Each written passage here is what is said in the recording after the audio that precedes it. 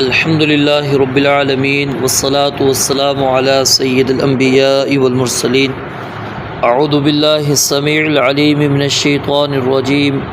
من ہمزہ ونفخہ ونفثہ بسم اللہ الرحمن الرحیم الم تر الی الذین، کیا آپ نے نہیں دیکھا ان لوگوں کی طرف اوتو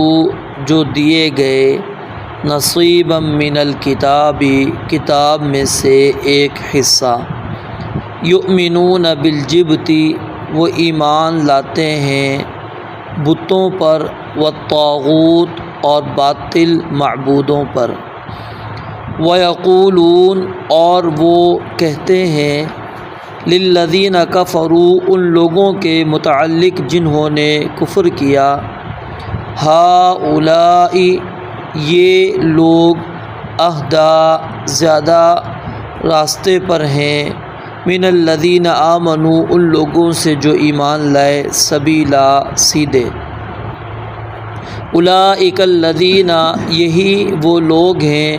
لعنہم اللہ جن پر اللہ تعالیٰ نے لعنت کی ہے، ومن یلعن اللہ اور جس شخص کے اوپر اللہ تعالیٰ لعنت کرے، فلن تجد لہ نصیرا ہرگز آپ اس کے لیے کوئی مددگار نہیں پائیں گے، مدد کرنے والا نہیں پائیں گے۔ دوبارہ دیکھیں، الم تر الی الذین، کیا آپ نے نہیں دیکھا ان لوگوں کی طرف اوتو جو دیے گئے نصیباً ایک حصہ، من الکتاب کتاب میں سے، یؤمنون وہ ایمان لاتے ہیں بالجبت بتوں پر، والطاغوت اور باطل معبود پر، ویقولون اور وہ کہتے ہیں للذین کفروا ان لوگوں کے لیے جنہوں نے کفر کیا، ہؤلاء یہی لوگ اہدی زیادہ ہدایت پر ہیں، زیادہ سیدھے راستے پر ہیں، من الذین آمنوا ان لوگوں سے جو ایمان لائے، سبیلا راستہ، اولئک الذین لعنہم اللہ یہی وہ لوگ ہیں کہ اللہ تعالیٰ نے ان پر لعنت کی، ومن یلعن اللہ اور جس شخص کے اوپر اللہ تعالیٰ لعنت کریں، فلن تجد لہ نصیرا آپ ہرگز اس کے لیے کوئی مدد کرنے والا نہیں پائیں گے۔ پہلی آیت کے اندر دو لفظ آپ نے پڑھے، ایک ہے جبت اور دوسرا ہے طاغوت۔ سیدنا عمر فاروق رضی اللہ تعالیٰ عنہ نے اس کے متعلق فرمایا ہے کہ جبت سے مراد جادو ہے اور طاغوت سے مراد شیطان ہے، اور جبت کا جو لفظ ہے یہ بتوں کے لیے بھی استعمال ہوتا ہے، کاہن کے اوپر بھی بولا جاتا ہے، اور جادوگر اور اس قسم کی دوسری جو چیزیں ہیں ان کے اوپر جبت کا لفظ استعمال ہوتا ہے، یعنی جو بھی جادو کی جتنی بھی اقسام بن سکتی ہیں ان سب کے اوپر لفظ جبت بولا جاتا ہے۔ اور ایک حدیث مبارکہ کے اندر آپ علیہ الصلاۃ والسلام نے فرمایا، پرندوں کو اڑا کر شگون لینا اور زمین پر لکیریں کھینچ کر فال گیری کرنا یہ بھی جبت میں شامل ہے، یہ بھی یعنی جبت کے اندر ہی آتا ہے کہ کسی بندے نے یوں پرندے کو اڑایا، اگر دائیں طرف کیا تو خیر کی علامت سمجھنا، بائیں طرف اڑا تو اس کو شر کی علامت سمجھ لینا، یا پھر کیا نام ہے زمین پر لکیریں کھینچ کر فال نکالنا، اس کو بھی جبت کے اندر ہی شامل کیا گیا۔ سنن ابو داود کی یہ روایت ہے۔ اور اس کے بعد ہے دوسرا لفظ طاغوت۔ طاغوت سے مراد شیطان ہے، اور اسی طرح ہر وہ شخص جو گناہ کی دعوت دے اس پر بھی یہ لفظ بولا جاتا ہے۔ اور عرب میں یہ لفظ بتوں کے جو ترجمان ہوتے تھے ان کے لیے بھی یہ لفظ استعمال ہوتا تھا کہ جو ان کی زبان سے جھوٹ نقل کرتے اور لوگوں کو گمراہ کیا کرتے تھے، یعنی طاغوت سے مراد ہر وہ چیز ہو جائے گی جو انسان کو اللہ تعالیٰ سے تعلق توڑ کر وہ غیر اللہ کے ساتھ تعلق کو جوڑ دے، ٹھیک ہے، وہ چاہے اس کی پھر اطاعت کی جائے، بات مانی جائے، یا اس کو وہ مقام دے دیا جائے جو ایک اللہ رب العالمین کا مقام ہے، اس کو طاغوت کہتے ہیں۔ تو الم تر الی الذین اوتوا نصیبا من الکتاب، اس آیت کے اندر بھی انہی اہل کتاب کا ہی اللہ تعالیٰ نے تذکرہ کیا، یہودیوں کا۔ یاد رکھیے یہودی ہی سب سے پہلے مجرم ہیں ان چیزوں کے، یعنی جادو اور اس قسم کی جو چیزیں ایجاد کرنے والے، اور طاغوت کی عبادت کرنے والے سب سے پہلے یہی ہیں۔ اور پھر ان کی دیکھم دیکھی وہ چیزیں آہستہ آہستہ مسلمانوں کے اندر بھی داخل ہو گئی۔ اگر آپ نے یعنی کہ اب اس دور کے اندر اس چیز کو سمجھنا ہو تو آپ ہندوؤں کے جو عقائد ہیں، نظریات ہیں، ان کے جو مذاہب ہیں، ان کی طرف آپ توجہ کریں گے تو جو چیزیں جن کی وہ عبادات کرتے ہیں وہ ساری کی ساری انہوں نے انہی سے اخذ کیے، یہودیوں سے ہی انہوں نے لی، اور زیادہ تر چیزیں انہوں نے اپنا رکھی، اور مسلمانوں نے بھی پھر ہندوؤں سے ان کے ساتھ ایک تعلق ہونے کی وجہ سے وہ چیزیں پھر آہستہ آہستہ کیا ہیں اخذ کر لی۔ تو اللہ رب العالمین فرماتے ہیں الم تر الی الذین اوتوا نصیبا من الکتاب، کہ آپ نے ان لوگوں کی طرف نہیں دیکھا کہ جن کو کتاب میں سے ایک حصہ دیا گیا، یعنی اللہ تعالیٰ نے تو ان کے اوپر شریعت کو نازل کیا تھا، دین آیا تھا ان کے پاس، لیکن وہ شریعت کی بات نہیں مانتے تھے، بلکہ وہ کس پر ایمان لاتے تھے؟ جبت کے اوپر، والطاغوت، اور طاغوت کے اوپر ان کا یقین تھا، ایمان تھا۔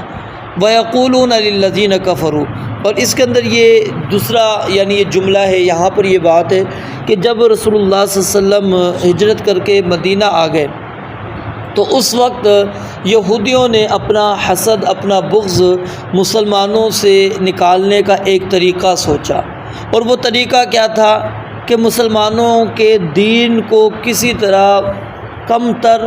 اور ان کے دین کی اہمیت کو گرا دیا جائے۔ انہوں نے اس کے لیے پھر کیا کہا؟ مشرکین کو کہا کہ تم لوگ جو ہے مسلمانوں سے زیادہ ہدایت کے اوپر ہو، مسلمان ہدایت کے اوپر نہیں ہیں، یہ گمراہی کے اوپر زندگی بسر کر رہے ہیں، تم لوگ جو جس راستے پر کھڑے ہو یہی سیدھا راستہ ہے، اور تم ان سے زیادہ ہدایت کے اوپر ہو۔ اور اس سے مقصود صرف یہی تھا کہ مسلمانوں کو زج کیا جائے، ان کو تکلیف پہنچائی جائے، حالانکہ وہ جانتے تھے کہ رسول اللہ صلی اللہ علیہ وسلم سچے ہیں، آپ کا دین سچا ہے، مسلمان سچے ہیں، ان چیزوں کو وہ تسلیم کرتے تھے، مانتے تھے، لیکن حسد تھا، بغض تھا، اور اگلی آیات کے اندر اسی طرف اللہ تعالیٰ نے اشارہ بھی کیا ہے۔ تو اس کی وجہ سے وہ پھر کیا ہے مسلمانوں کو اس انداز کے اندر ایک تکلیف پہنچانا چاہتے تھے کہ جی تم ہدایت پر نہیں ہو، بلکہ مشرکین جو کفار مکہ ہیں وہ ہدایت کے اوپر ہیں۔ تو اللہ رب العالمین فرماتے ہیں اولئک الذین لعنہم اللہ، یہی وہ لوگ ہیں، یعنی یہودی ہی یہ وہ لوگ ہیں جنہوں نے جبت پر ایمان لے کر آئے، طاغوت پر ان کا ایمان تھا، تو اللہ تعالیٰ نے ان کے اوپر لعنت کر لی۔ اور جس شخص کے اوپر اللہ تعالیٰ لعنت کر دے اس شخص کے لیے ہرگز کوئی بھی مددگار نہیں ہوگا۔ یہ سمجھ لیجیے یہاں پر ایک چیز کہ اللہ رب العالمین اگر کسی کے اوپر اپنی خوشنودی کا اظہار کر دیتے ہیں پھر اللہ تعالیٰ کبھی بھی اس سے ناراض نہیں ہوتے، کیونکہ اللہ تعالیٰ کی جو صفات ہیں اس کے اندر دوام پایا جاتا ہے، اس کے اندر دوام پایا جاتا ہے۔ یہ نہیں ہوتا، وقتی نہیں ہوتی کہ ہماری طرح کہ ابھی ہم چند لمحات کے لیے کیا نام ہے خوشی کے اندر ہیں، پھر چند لمحات کے لیے ہم غصے کے اندر ہیں، چند لمحات کے اندر ہم غم کے اندر چلے جائیں گے، یہ کیفیتیں نہیں ہیں۔ یا ہم نے کسی سے چند لمحات کے لیے جی اس کے ساتھ ہم نے خوشی کا اظہار کر دیا کہ جی میں آپ سے راضی ہوں، پھر چند لمحات گزرے تو جی اس سے اتنی ناراضگی کا اظہار کر دیا کہ اس سے بڑا میرا دشمن کوئی نہیں ہے۔ یہ انسان کے اندر ہے کہ اس کے اندر دوام نہیں رہتا، ہمیشگی نہیں رہتی، لیکن اللہ رب العالمین کی جو صفات ہیں وہ دوام کے اوپر مشتمل ہے۔ جب اللہ ایک دفعہ راضی ہو گیا تو پھر اس سے کبھی بھی ناراض نہیں ہوتا۔ یعنی اللہ رب العالمین کی یہ جو رحمت ہے رضامندی والی اور اسی طرح جو لعنت والی، اس کے اوپر یاد رکھیں دوام موجود ہے۔ اللہ جس سے ایک دفعہ جس پر اللہ اپنی لعنت کر دے پھر کبھی بھی اللہ اس کے اوپر اپنی لعنت کو ہٹائیں گے نہیں، وہ ہمیشہ ہمیشہ وہ لعنت رہیں گے۔ اب دیکھیں نا وہ گزرے ہیں یہود و نصارہ اس وقت، ٹھیک ہے، لیکن اللہ تعالیٰ نے کیا کہا؟ یہ المغضوب ہیں، الضالین ہیں، یہ قیامت تک اب اللہ رب العالمین نے ضربت علیہم الذلہ اینما ثقفوا، جہاں بھی چلے جائیں گے ذلت اللہ نے مقدر میں رکھ دی۔ کیونکہ اللہ رب العالمین نے جو فیصلہ ان کے بارے میں کر دیا وہ دوام پر مشتمل ہے۔ یہ نہیں ہے کہ جی اس وقت کے یہودیوں کے بارے میں فیصلہ تھا، اب جو بعد میں یہودی آئیں گے وہ اللہ کے بڑے محبوب بن جائیں گے، بعد میں جو نصارہ آ جائیں گے وہ اللہ کے بڑے محبوب بن جائیں گے، نہیں۔ اب وہ یہود کے ساتھ جس کا بھی تعلق ہوگا اللہ رب العالمین نے فرمایا وہ المغضوب ہیں، الضالین کے اندر ان لوگوں کا شمار ہے، وہ کبھی بھی ہدایت پر آ ہی نہیں سکتے۔ اللہ نے ان کے اوپر لعنت کر دی ہے اور وہ ہمیشہ اللہ کی لعنت کے اندر ہی ہیں، ہمیشہ اللہ کی لعنت سے، کبھی بھی اللہ کی لعنت سے وہ نکل نہیں سکتے۔ تو اسی طرح جو صحابہ کرام رضوان اللہ علیہم مجمعین ہیں، اللہ تعالیٰ نے ان کے بارے میں یہ فیصلہ کر دیا رضی اللہ عنہم ورضوا عنہ، اللہ ان سے راضی ہو گیا اور وہ اللہ سے راضی ہو گئے، ٹھیک ہے۔ اب وہ ہمیشہ ہمیشہ کے لیے اللہ ان سے راضی ہے، کبھی بھی اللہ ان سے اب ناراض نہیں ہوگا، ٹھیک ہے۔ اور کبھی بھی یہ نہیں ہے کہ صحابہ وہ اللہ تعالیٰ سے ناراض ہو جائیں گے۔ اور جو اہل بدر کے بارے میں نبی علیہ الصلوۃ والسلام نے فرمایا کہ ان کے دلوں کو اللہ تعالیٰ نے جھانک کر یہ فیصلہ کیا کہ اب اس کے بعد جو وہ عمل کریں گے ان کا عمل اس کے اوپر کوئی مواخذہ نہیں۔ یہ اللہ رب العالمین نے جو فیصلہ کیا یہ دوام پر تھا، اور اسی وجہ سے حاطب بن ابی بلتعہ رضی اللہ تعالیٰ عنہ جب انہوں نے مسلمانوں کی خبر وہ اس وجہ سے کفار تک پہنچا دی تھی کہ وہاں پر ان کے رشتہ دار رہتے تھے، ان کا قبیلہ کنبہ رہتا تھا، تو وہ ان کو تحفظ دینا چاہتے تھے، تو انہوں نے وہ خبر پہنچا دی کہ جی مسلمان فلاں وقت آ کر حملہ کریں گے، فلاں جگہ سے کریں گے۔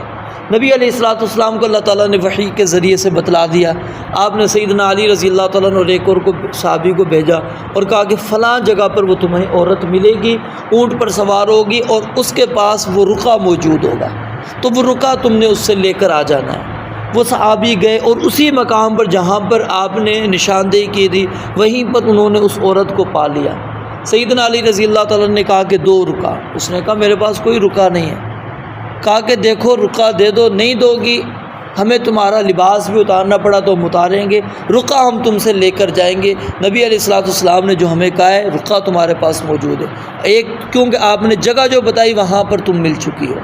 اور دوسرا یہ آپ نے ہمیں کہا ہے رقعہ آپ کے پاس موجود ہے۔ پھر جب اس نے دیکھا کہ یہ کسی صورت میں بھی رکنے والے نہیں ہیں، یہ میرا لباس بھی اتار دیں گے، پھر نکال کر اس نے رقعہ دے دیا۔ اب جب وہ لے کر واپس آئے سیدنا عمر رضی اللہ تعالیٰ عنہ تلوار لے کر کھڑے ہو گئے اور کہا کہ نبی علیہ الصلوۃ والسلام کو کہ مجھے اجازت دے میں حاطب بن ابی بلتعہ جو ہے ان کو قتل کر دیتا ہوں۔ نبی علیہ الصلوۃ والسلام نے منع کر دیا، روک دیا اور کہا کہ کیا تمہیں پتہ نہیں ہے یہ اہل بدر میں سے ہیں، بدر والوں میں سے، اور اللہ رب العالمین نے کیا کہا ہے کہ جو تم عمل کرو گے اللہ رب العالمین نے تمہیں معاف کر دیا۔ جب اللہ نے معاف کر دیا تو میں کیسے مواخذہ کروں، میں کیسے اس کی پکڑ کر سکتا ہوں؟ میں بھی ان کی نہیں پکڑ کر رہا۔ آپ نے کچھ نہیں کہا اس کو، ٹھیک ہے، کیوں؟ کس وجہ سے کہ اللہ رب العالمین نے جب کہہ دیا کہ جو تم کرو گے میں نے معاف کر دیا، جب ہمیشہ کے لیے اللہ تعالیٰ نے ان کو معاف کر دیا ہے تو کون ہے اس کی پکڑ کرنے والا پھر؟ تو اس لیے یہ اللہ کی رحمتوں کے اندر اور یہ جو اللہ کی صفات ہوتی ہے اس کے اندر دوام موجود ہوتا ہے۔ اس لیے اللہ تعالیٰ نے کہا وَمَن يَلْعَنِ اللَّهُ، جس پر اللہ لعنت اپنی کر دے گا اس کا پھر کوئی بھی مددگار بن ہی نہیں سکتا، جتنی انسان کوشش کرے، جو کچھ کرے، کہے کہ جی میں اس کا مددگار بن جاؤں گا یا ہم بن جائیں گے، ہم اس کو بچا لیں گے، کبھی بھی یہ ممکن ہی نہیں ہے۔ رب العالمین سے دعا ہے اللہ تعالیٰ سمجھنے عمل کرنے کی توفیق عطا فرمائے۔ وآخر دعوانا الحمدللہ رب العالمین۔